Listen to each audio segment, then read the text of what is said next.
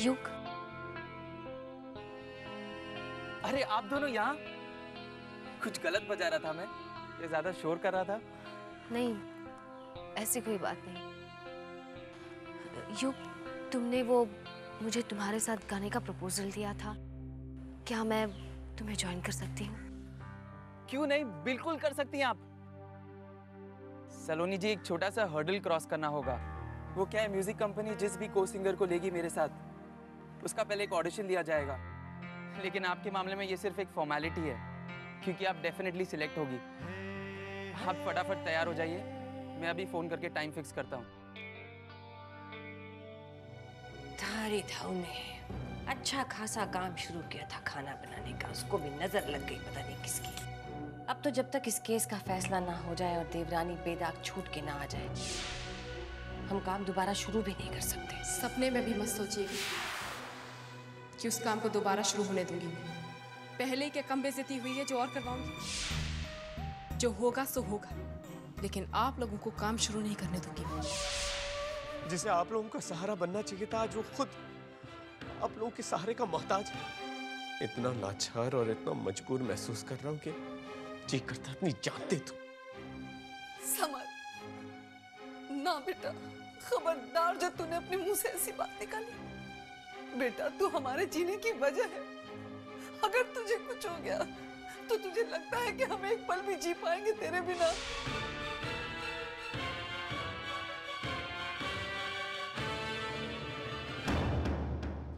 सारे रास्ते बंद हो गए हैं। अब इस तूफान से इस घर को कैसे बचाऊं? सारे रास्ते अभी बंद नहीं हुए पापा जी। एक रास्ता है, इस घर को बेच के किसी छोटे घर में शिफ्ट हो जाते हैं। उससे जो पैसे मिलेंगे उससे कुछ वक्त तो जिंदगी कटेगी हमारी। धारी धाऊ ने, बहुएं आती है घर को जोड़ने के लिए, और एक हमें मिली जो बीच बाजार में अपने घर को नीलाम करवाने पे तुली है। इस घर को ठिकाने लगाने की बजाय अपने इन जेवरों का कुछ क्यों नहीं करती? अगर पेट खाली हो और गले में गहनों का बोझ हो तो लोग हंसेंगे नहीं क्या? अगर बेचना ही है तो इनसे ज्यादा बेकार इस घर में कोई चीज नहीं है। इन गहनों पर नजर मत डालिए मन्नो भाभी। आप लोगों से तो मेरे लिए एक अंगूठी तक नहीं खरीदी गई। ये जो सारे गहने हैं वो मेरे पिताजी ने मुझे दिए, उन्हें क्यों छीनना चाहती? वाह बेटा, तेरी बपौती बपौती और हमारा खानदानी मकान कुछ नहीं। जाने दीजिए मन्नो भाभी। अरे कैसे जाने दूं? तुम्हारा खानदानी घर है। देवरसा से लेके तुम्हारे बच्चों तक की किलकारियां गूंजी हैं इस घर में, इसे कैसे बिकने दूं? तो संभालिए ना अपना घर। खानदान की झूठी शान की चिंता है। यहाँ लोग मरेंगे, उसकी नहीं। बस कीजिए मन्नू भाभी, बस कीजिए। इस बहस का कोई परिणाम नहीं निकलने वाला है। आप ही शांत हो जाइए बस।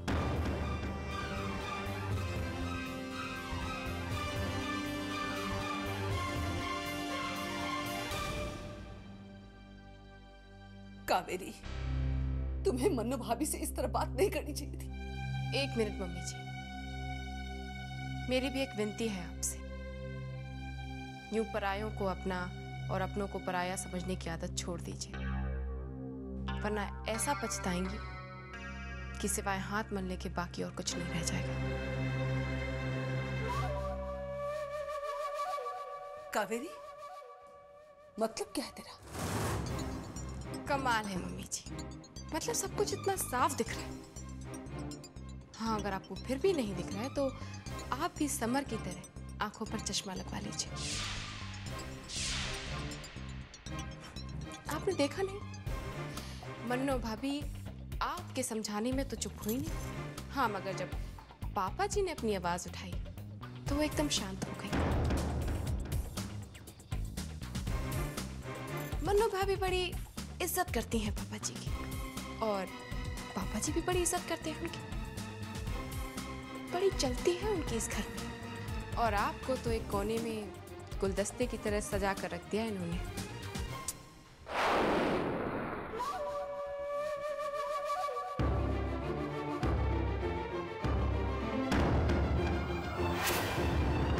सॉरी मम्मी जी, मन्नो भाभी नाम का ये जो कांटा गड़ा हुआ है मेरे घर में, उसे बाहर निकालने के लिए मेरा आपके दिमाग में कुछ कांटे फिट करना ज़रूरी है, और वही कर रही हूँ मैं।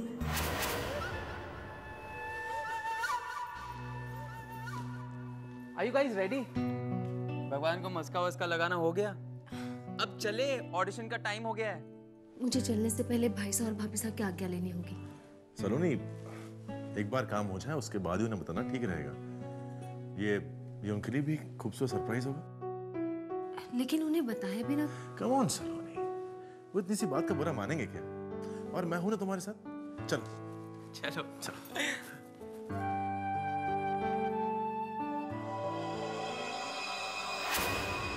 ये क्या नया चक्कर है? कुछ खिचड़ी तो जरूर पक रही है। खैर पकने दो, हमें पसंद नहीं आई तो हम जला देंगे।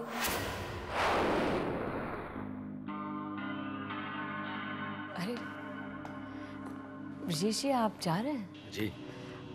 आपसे एक छोटी सी रिक्वेस्ट थी, क्या आज आप लंच के लिए घर आ सकते हैं? हमने कुछ स्पेशल बनाया है आपके लिए। हम चाह रहे थे अगर आप लंच पे आते तो। उर्वशी जी, आप ये सब ना करें तो बेहतर होगा। आपको आराम की सख्त जरूरत है। अब खाना पकाना इतना कठिन काम तो नहीं है ब्रजेश जी कि एक प्रेग्नेंट वुमन ना कर सके।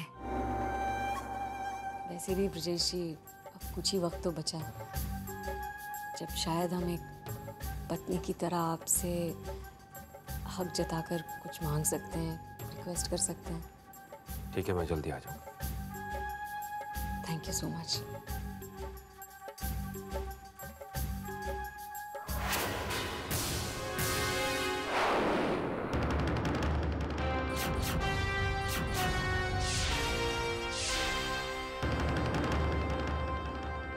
क्यों कर रही हो ये सब तुम उर्वशी? भूलो मत, जमाई से पर तुम्हारा हक एक समझौता ही है। वो तारा के पति है। मासा, हम कुछ भी नहीं भूले, लेकिन आप जरूर भूल रही हैं कि आप भी इस घर में एक मेहमान हैं और हमारी देखरेख के लिए ही आई हैं सर। मासा प्लीज डोंट माइंड, लेकिन हमें हमारे हाल पर ही आप छोड़ दें तो बेहतर होगा।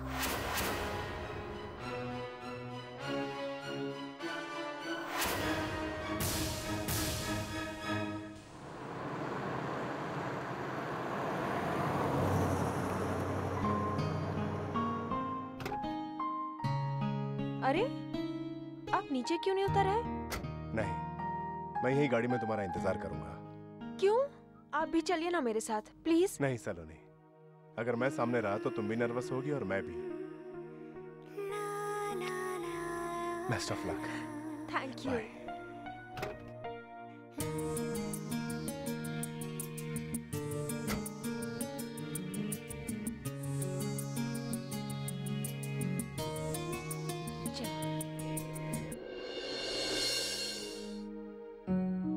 मिस्टर युग, आप ही का इंतजार हो रहा था। सारी तैयारियां हो चुकी हैं, आइए। गुड।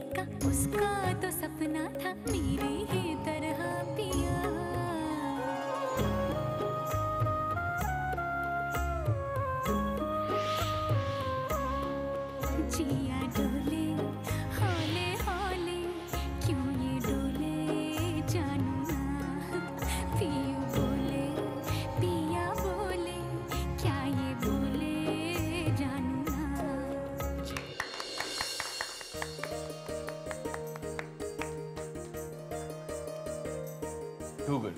ब्यूटीफुल, वंडरफुल, क्या कमाल की आवाज है। इसे कहते हैं प्रोफेशनल वॉइस। ये है टैलेंट।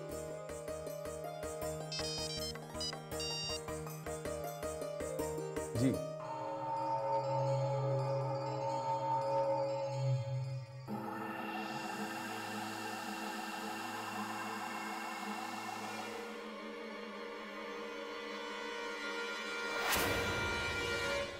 मुबारक हो, आपको सिलेक्ट कर लिया गया है। टैलेंट को पहचानना हमें अच्छी तरीके से आता है। एक और खुशखबरी आपके लिए, कंपनी ने आपको 3 महीने की सैलरी एडवांस देकर अपना बनाने का फैसला कर लिया है। और हाँ, आप अपना कॉन्ट्रैक्ट और एडवांस पेमेंट रिसेप्शन से ले सकती हैं।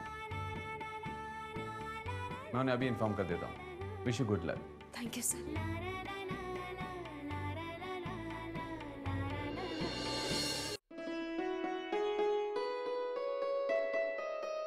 मुबारक हो। अरे आपने कैसे जाना? मैं शादी के इतने वक्त बाद भी तुम्हारी खुशी और तुम्हारे गम को तुम्हें देखकर ना पहचान सकूं तो लानत है मुझ पर। मुझे पूरा विश्वास था कि तुम नाकामयाब हो ही नहीं सकती। चलिए ना, हम मंदिर होकर आते हैं। जरूर।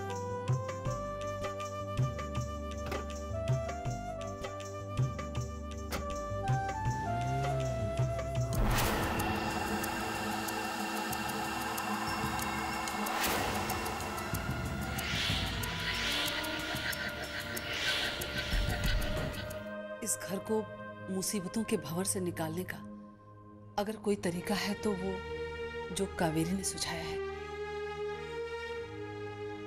इस घर को बेच देते हैं। बेचने से कुछ समय के लिए मोहलत तो मिल जाएगी और कोई दूसरा काम भी तो शुरू कर सकते हैं हम।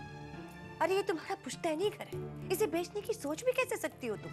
मन्नू भाभी, इंसान हर मुसीबत हर मुश्किल से लड़ सकता है, लेकिन अपने बच्चे के भविष्य से कैसे लड़े? मैं पेपर्स लेके आता हूँ। रुक जाइए पापा।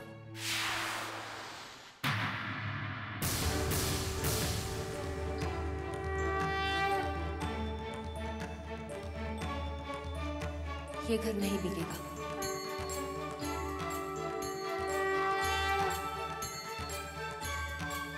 मम्मी, ये कुछ पैसे हैं मेरी कमाई के।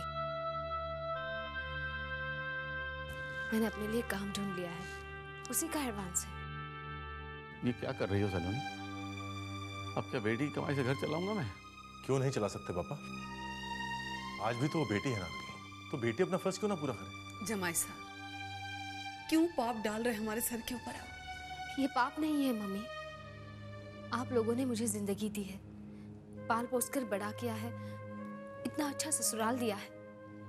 क्या सिर्फ माँ बाप को ये हक है कि वो अपने बच्चों के लिए सब कुछ करें? बच्चे माँ बाप के लिए कुछ नहीं कर सकते? सलोनी, अब पराई हो चुकी हो तुम। देवर्षा, बेटी की शादी हो जाए तो क्या बेटी पराई हो जाती है? किसने हक दिया आपको ये रिश्ता तोड़ने का? क्या इसकी शादी होने से वो वक्त गया जो इसने 9 महीने अंबिका की कोख में काटा था? क्या वो वक्त पलट गया जब तुमने इसे उंगली पकड़ के चलना सिखाया था? देवरानी साहब, न वक्त बदला है, न वक्त पलटा है। न माँ कभी अपनी बेटी को भूल सकती है और न बेटी कभी अपने माँ बाप को भूल सकती है। अरे तुम्हें तो गर्व होना चाहिए कि इतने बड़े घर की बहू होने के बावजूद सलोनी ये नहीं भूली कि बहू होने से पहले वो इस घर की बेटी है। आज बेटी बेटे की बराबरी करना चाह रही है। सिर्फ कहने के लिए मत कहो कि तुम समर और सलोनी में कोई फर्क नहीं समझते।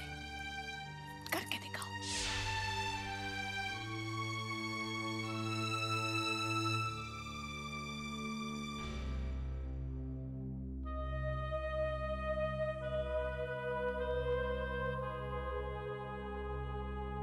भगवान ऐसी बेटी सबको दे।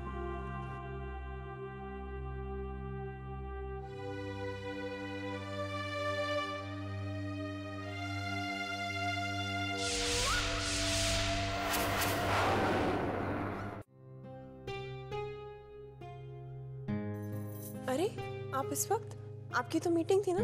हाँ वो। अरे आप आ गए। हमी ने इनको बुलाया था तारा लंच पे। आज हमने कुछ स्पेशल बनाया है।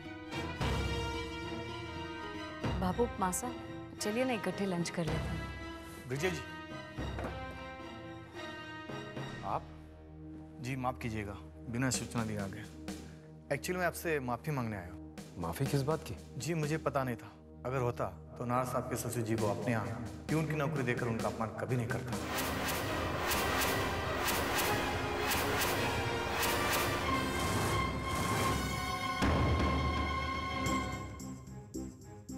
नार साहब मुझ पर बहुत नाराज हुए। आप मेरा यकीन कीजिए, इसमें मेरी कोई गलती नहीं थी। मेरी औकात ही कहाँ, आप जैसे बड़े आदमी के रिश्तेदार को मैं अपने आप काम दूं। जब मुझे पता चला तो मैंने उसी वक्त फैसला किया कि उनको अपने यहाँ रखकर और उनका अपमान नहीं करना चाहिए। विजय जी, आपसे एक रिक्वेस्ट थी, ये जो कुछ भी हुआ उसमें आपके और हमारे बिजनेस डील पर कोई असर तो नहीं पड़ेगा ना? नहीं, आप जा सकते जी।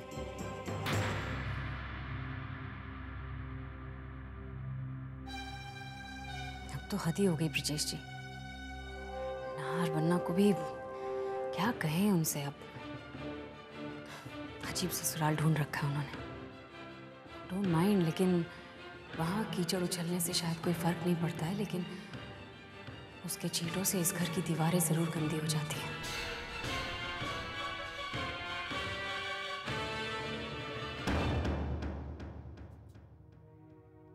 सुनिए,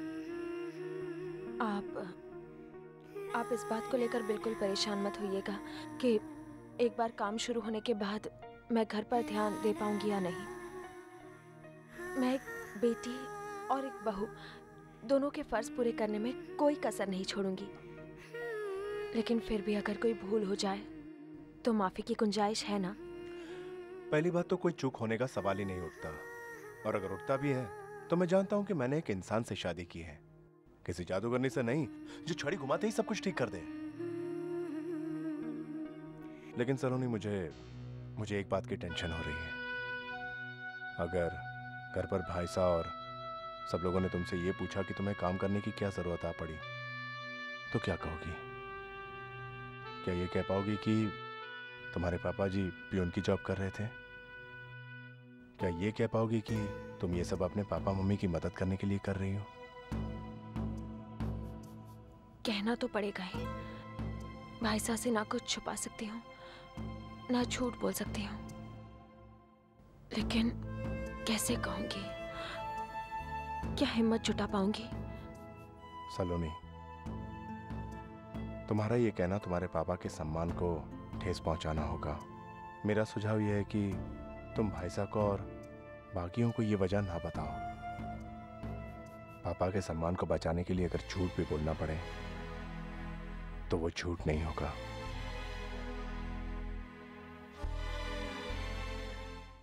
आइए आइए, आप ही का इंतजार था भाई, मुझसे तो रहा नहीं गया। आपकी कामयाबी की खुशी में सारे घर का मुंह मीठा करवा चुका हूँ। अरे वाह सलोनी जी, आप लोग तो मंदिर भी हो आए। चलो अच्छा ही है। अब प्रसाद बांटने के साथ साथ बड़ों का आशीर्वाद भी ले लीजिए अपनी कामयाबी के लिए।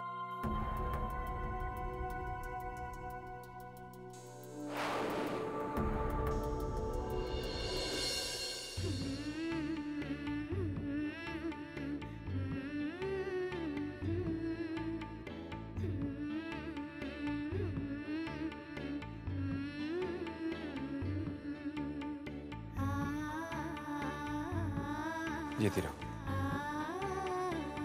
सलोनी, तुम्हें काम करने की अचानक जरूरत कैसे पड़ गई? भाई साहब, वो मैं क्या बात है सलोनी जी? आप तो ऐसे विचार कर रही हैं जैसे कि जवाब ढूंढ रही हूँ आप।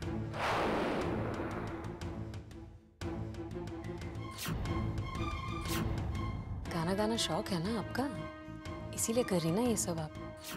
डोंट माइंड सलोनी जी, लेकिन कहीं ऐसा तो नहीं कि आप ये सब कुछ अपने मायके वालों को मदद करने के लिए कर रही हूँ। आफ्टर ऑल आपके पिताजी की वो सो कॉल्ड सम्मानित नौकरी तो रही नहीं।